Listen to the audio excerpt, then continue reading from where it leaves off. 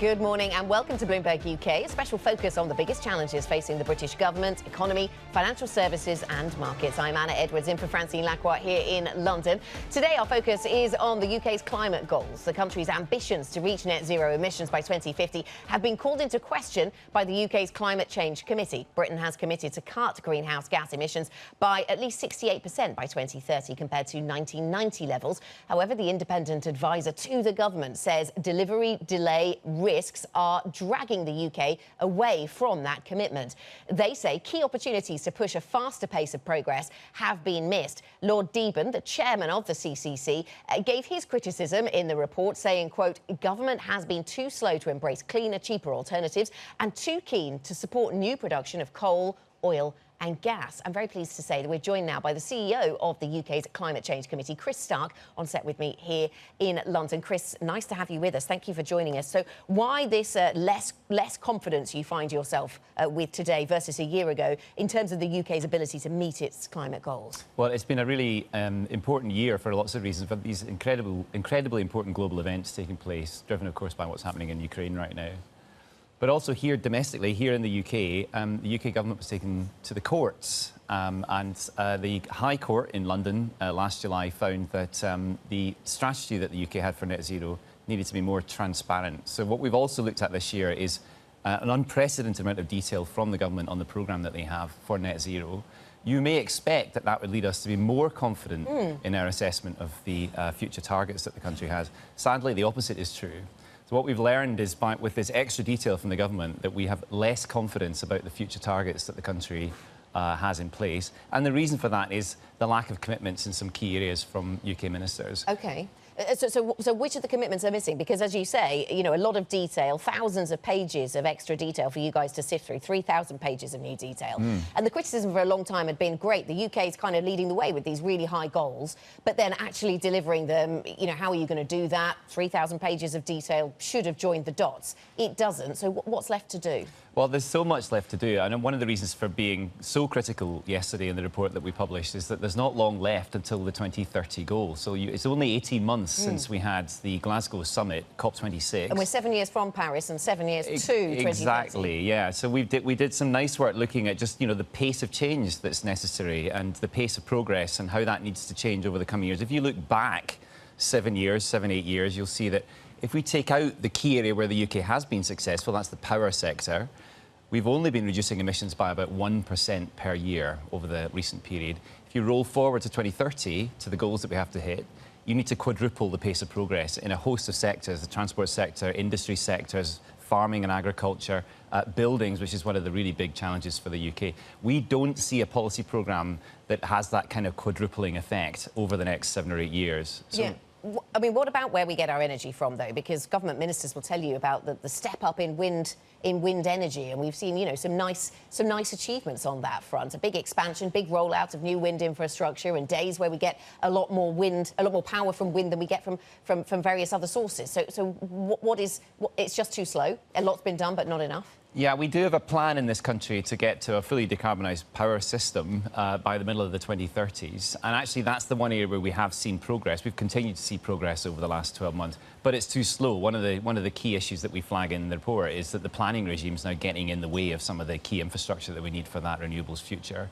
And that's kind of part one, really, of the whole plan for the country. Decarbonise the source of energy, then electrify most of the economy, electrify your transport system, electrify how you heat buildings. And if we're slow on cleaning up the supply of electricity, then we'll be slow on all the other stuff too. So again, that's a key issue for the government. They need to unblock the planning system. So if we electrify where we get our power from and we electrify the economy, so everything is coming from electricity essentially rather than gas, is that enough then? Is that enough, Chris? Does that satisfy the goals? It doesn't. So there's a little bit more to do. So the target for the country, the target for the world actually is net zero, and it's the net bit that really matters. So for those sectors that presently use fossil fuels, we think we have you know, a really good sense of what you need to do to decarbonise and get to actual zero emissions. That's mostly about electrifying those sectors, so electrifying heat, electrifying transport, electrifying industry. But that isn't enough. That still leaves you with a rump of emissions from farming in particular, and also probably from flying. So although there are lots of plans to introduce new technology for flying without emissions, they are probably for the next half of the century. So that means you've got to do something on the other side of the ledger, and that's mostly about what you do in the natural world. So preparing land that is presently used for farming so that we are able to store more carbon in it. Also potentially growing things like energy crops, then using those energy crops with carbon capture to actually take carbon out of the atmosphere permanently. That's the kind of stuff the UK needs to pioneer, and then we've got something to offer to the rest of the world. If you grow energy crops, though, are you not growing food? Is that one of the issues? That's the key challenge. So you've got, particularly in the UK, this is not like the US. We don't have large prairie states where you've got lots of options. We are very land constrained in the UK, which is partly why it's such a good place to look at some of these issues. So if we choose to grow an energy crop, then we have to decide not to do something else on that piece of land. So squeezing all the things that we need onto the constrained land that we have in this country is one of the key net zero challenges. Yeah. What about efforts to persuade people to use less energy? Because even if you electrify the economy, as you suggest, still work to do. So then don't focus on that, focus on demand for energy. But that's not something that politicians want to step into here in the UK. What's your assessment there, or advice? Well, that's a very good take on what we've said, actually. So one of the key components of any strategy for cutting emissions in any economy is that you need to do something on the demand side. So, constraining all those high carbon products and services that we use today. Now, some of that's happening already. If you look at things like diet, for example, that's a really critical component of the transition ahead, and we are eating less meat. But what we've seen from the government here in the UK is they've been far, far less willing to talk about demand side measures. So far less willing to say that we should, for example, travel less on roads, change diets, but also things like flying less. Those kind of things really do matter in the long run. They won't take us all the way to net zero. We still have a set of things to do on the supply side, but they do help. Do you think governments that want to win elections can push those messages? I think there is a ready market out there in the populace. So you can see all of the polling that's been done by the Office for National Statistics, the official statistics body that we have in the UK, shows very, very clearly people have a high degree of concern now about climate change and are willing to make changes there. What's missing is some information for people living in this country about what they can do. I think the other part of it, and this is another key message in the report, we need to provide the incentives for people to make the easy choices. We can't have a country full of climate activists. It won't work that way. So what we need is for people to be led to the choices that happen to be climate positive. The key issue is actually giving a stronger incentive for people in this country to use electricity versus fossil fuels. So we're generating more and more of this clean electricity, and we will continue to do that into the future. But we need that electricity to be cheap for the consumer versus gas. OK, so there's sort of something around the way the market works to make that the outcome. What about the housing stock in the UK? Very aged housing stock relative to other places. I spoke to the CEO of Natwest yesterday, and she's still pretty confident. She works on that task force that advises government. She's on the GFANS committee. But she's quite positive about what can be done with the housing stock, but there's still a lot of work to do there. There's a heck of a lot to do there. So we've got, housing stock, about 28 million houses in this country, 30 million buildings that all need to be decarbonised. Now, the biggest challenge there is to bring those buildings a low-carbon source of heat. Potentially, as the climate warms, we'll also need to bring them cooling as well. So we really need a renovation strategy for the whole of the country. This is probably the biggest challenge for the UK. And who pays for that? With all of the other cost of living challenges is a real issue. It is, and it's a huge capex project for the whole country. What we can say, though, is that making the investment in the built environment does really reveal savings later. So in particular, if you can make buildings more energy efficient, that's a really sensible thing to do. In the long run, we're using less energy, and it makes for a cheaper economy, essentially. So that challenge overall is one that can be financed rather than funded, but is absolutely the case. We've got large parts of the economy, particularly during a cost of living crisis, that is simply not going to be in the market for shopping for a heat pump when they can't pay their gas bill. Yeah, and finding someone to fit the heat pump also. Huge challenge there too. So building the supply chains to install this stuff is a really critical challenge for net zero. Chris, thank you so much. Thank you for joining us. Chris Stark, the CEO of the UK's Climate Change Committee, finding the government wanting in terms of its preparedness and the detail around its commitments on climate. Coming up on the programme, we'll continue this conversation. We'll speak to the senior advisor at Green Finance Institute about the role of finance in achieving net zero. We'll pick up where we left off. This is The Pulse.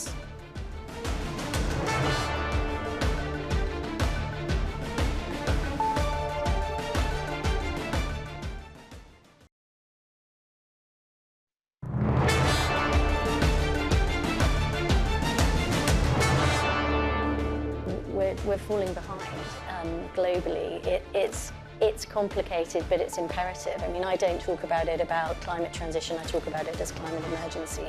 And this isn't going to happen unless the public and private sector come together in order to drive this change. I think there is really good momentum that we've driven, you know, GFANZ, of which I'm a founding member, huge amounts of private sector money, huge mobilization, real change and real drive, but it is at the practical level. How do you get those public and private sector partnerships? That was the NatWest Group CEO, Alison Rose, speaking to me yesterday at Bloomberg's Sustainable Business Summit in London. She was talking about the importance of private-public sector partnerships in achieving climate goals. Let's talk about that now. Let's get more on the role of finance in driving the change. I'm joined by Kelly Clark, Senior Advisor at the Green Finance Institute. Kelly, nice to have you with us. So Alison put a lot of focus, the CEO of NatWest, on this private and public. She talked a lot about SMEs as well and their opportunity in greening the UK economy.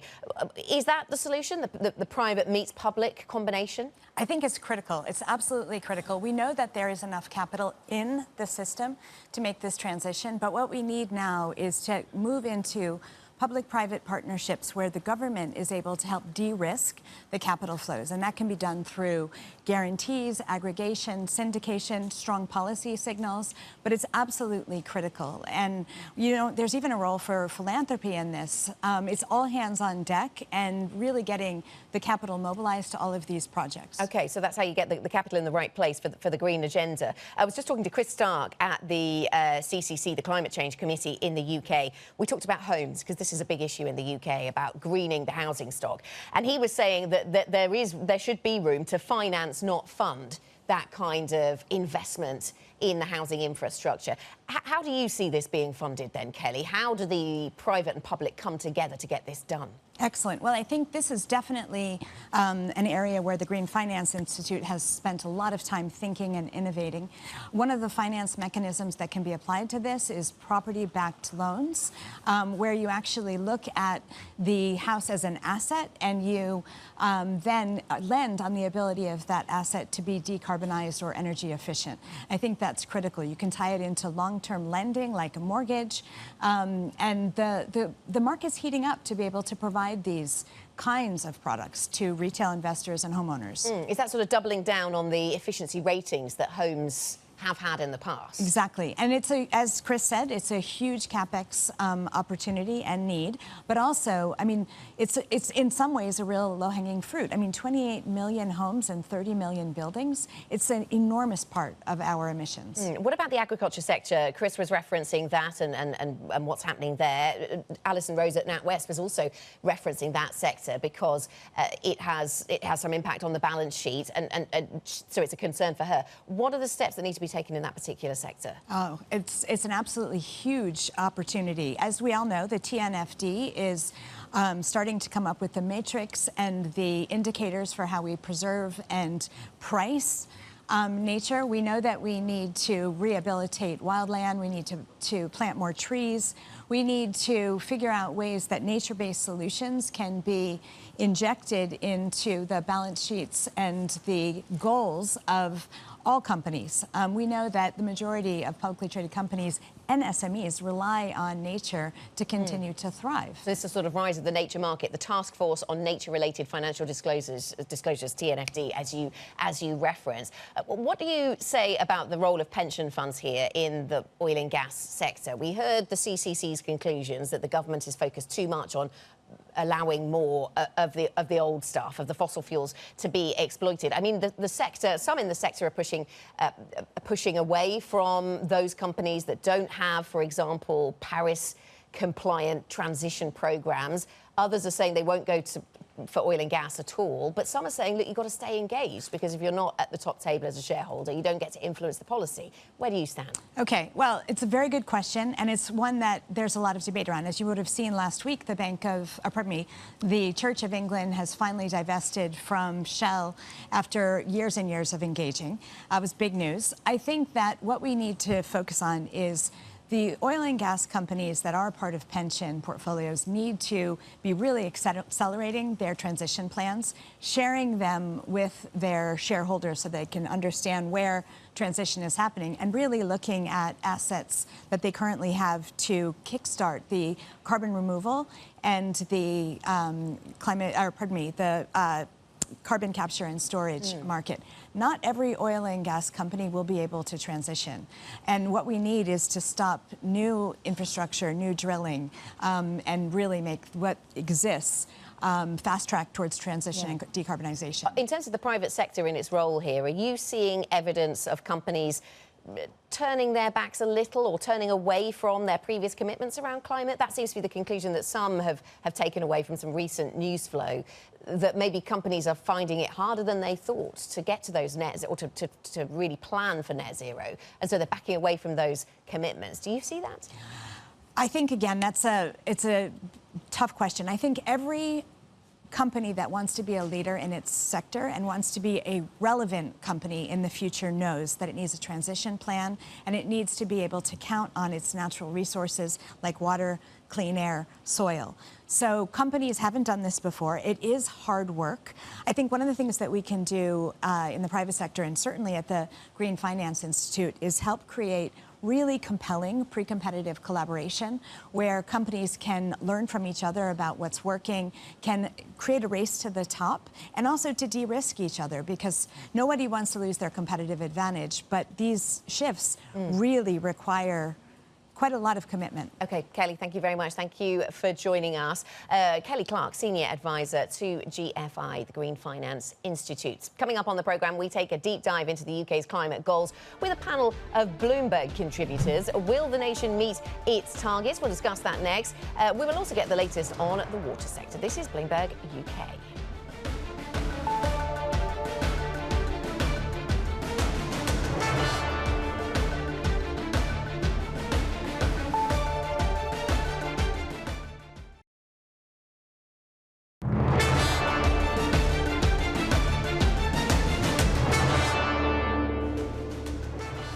Welcome back to Bloomberg UK. Let's continue our special focus on the UK's climate goals and the role that business can play. I'm going to be joined in just a moment by Bloomberg's executive editor, John Farrar. Also joined, though, by our reporter, Rachel Morrison, who covers power, gas, renewables and the energy transition for Bloomberg. Perfect voices to have on the programme. Rachel, let's come to you first. So I was just speaking to the CCC, the Committee on Climate Change, and they've been very critical this week on the UK government's efforts, saying, you know, it's not moving fast enough. And specifically around the transition to renewables, you know, the electrification of the economy, yes, it's happening, but it isn't going quickly enough. Is that what you hear from the industry? Yes, I think what was interesting about the report is that it highlighted that what the government's relying on isn't happening quickly enough. So the technologies like carbon capture and storage, hydrogen, we know they're coming, but they're not coming fast enough to meet the goals, which are getting nearer and nearer. So that's part of the problem. And also some of what we need is still unquantified by the government. So that's interesting. It really highlights what's missing, and the goals just don't look like they're going to be met. OK, and despite these 3,000 extra pages of detail from the government after a court challenge that was supposed to answer some of these questions for us. John, good morning to you. Meanwhile, as the UK tries to transition, and we're 7 years from Paris and 7 years to 2030, we've been hosting a sustainability event here at Bloomberg, and what's been interesting is some of the commentary we've got from companies, because companies want to tell you what they're doing around the green agenda. They like talking about that. It makes good PR. But what are you seeing beneath the surface about companies' commitments to net zero? Well, I think what we're seeing now is you know, 2 or 3 years ago, we saw this flurry of net zero commitments from companies right across the board. And I think what we're seeing now is like companies slowly realizing that just how hard this is going to be. I think, you know, obviously, as Rachel was saying, like the technologies exist, whether it's batteries, whether it's carbon capture, whether it's hydrogen, but how do you firstly, how do you deploy them? Because the logistics of this are very difficult, and how can you do that in a cost-effective way? You know, it feels like we're possibly getting there on passenger cars, but what do you do about trucks? What do you do about heavy industry, etc.? So this is going to be really, really, really difficult, and I think that's what you're seeing. And what do you do about Kit Kats is one question what that comes to do you do mind. about Kit Kats? Because Nestlé has abandoned its pledge to make major brands, including Kit Kat and Perrier, carbon neutral, and our colleagues describing this as a sort of nascent corporate pushback. Well, I think I think the KitKat case study is actually a very interesting one, because if you dig into it, a lot of Nestlé's pledges for KitKat and Perrier and what have you were based on this idea of carbon offsets. We will offset part of our emissions, against forests that we're planting or renewable facilities that we're financing. But these offsets, thanks to reporting from Bloomberg Green and other outlets, there's a lot of skepticism about just how effective these offsets really are. So I think with the KitKat example, what you're seeing is a great example of how companies are realizing this is actually much harder than they initially were hoping for. So that's much harder for Nestlé, and they're facing up to that reality. Something that is also hard, it would seem, Rachel, is investing in infrastructure in UK water. And that's my attempt to tie us into another story that I know you've been covering over the last 24 hours, which is the ongoing saga at Thames Water, the CEO leaving, the debt dropping in price as a result of concerns about its viability and talk of whether the government takes it over. What's the very latest on that, on what kind of renationalisation we would see if that comes to pass? At the moment, the government's really pushing it back to the company and trying to find a market solution. So the company's talking to its equity investors, trying to get more equity to prevent the nationalisation that we know the government's looking at. So that's really a sort of backstop, a last resort. And everybody says they hope it doesn't get there. But, it's interesting because it puts it back on the taxpayer at a time when people can't afford a lot of things. It's not all doom and gloom, though, John, the last word. But it's not all doom and gloom. I mean, I think, obviously countries like the UK and others are really struggling to sort of show credible roadmaps in terms of how to get to 2050. But if you look at the Inflation Reduction Act over in the US, the United States, that is going to unleash a torrent of money into green technologies. Last week we had a scoop about how Ford was getting $9.2 billion to build some battery plants. And I think what you're also seeing from the Inflation Reduction Act is this sort of sense of global competition now. There is this sense that global industry is going to have to make this big leap. EU, China, watch them, because there's a lot more money coming. OK, thank you very much to our Bloomberg Executive Editor, John Fryer, and our gas, power and renewables reporter, Rachel Morrison, both of them bringing us their perspective. If you wonder where Francine is, she's over at the Future of Finance event in Zurich. She'll be back shortly. This is Bloomberg.